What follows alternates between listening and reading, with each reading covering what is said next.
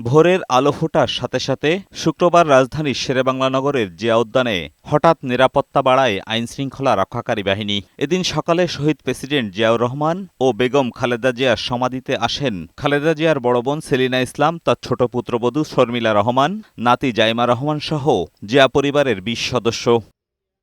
খালেদা জিয়া সমাধির পাশে দাঁড়িয়ে তার আত্মার মাগফিরাত কামনায় ফাতিহা পাঠ ও দোয়া মোনাজাত করেন তারা।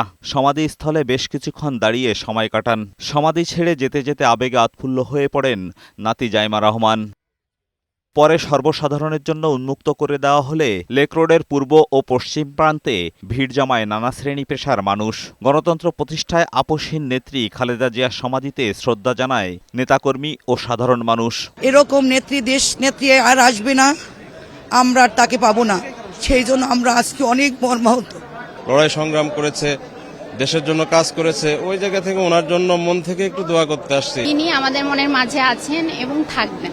হ্যাঁ, এবং উনি সবসময় আপোষহীন নেত্রী ছিলেন, সবসময় চিন্তা করেছেন দেশের ভালো করার জন্য।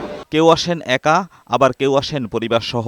দলগতভাবে করেন দোয়া ও মোনাজাত। শ্রদ্ধা জানিয়ে দেশের রাজনীতিতে বেগম জিয়ার অবদানে স্মৃতিচারণ করেন বিএনপি নেতারা। বেগম খালেদা জিয়া বাংলাদেশে দলমত নির্বিশেষে ঐক্যের প্রতীক ছিলেন।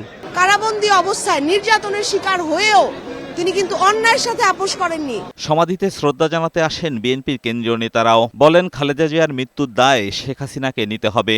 যতক্ষণ পর্যন্ত বেঁচে আছি বেগম খালেদা জিয়ার সেই আদর্শ আমরা ধারণ করে জীবনের শেষ দিন পর্যন্ত এটা কার্যকর করার জন্য আমরা চেষ্টা চালিয়ে যাব। 3 বারের প্রধানমন্ত্রী দেশটি বেগম খালেদা জিয়া ন্যূনতম চিকিৎসার ব্যবস্থাটুকু পেলেন না, কারণ তাকে স্লো পয়জনের মাধ্যমে হত্যার উদ্দেশ্য ছিল। সেটাই আজকে হয়েছে।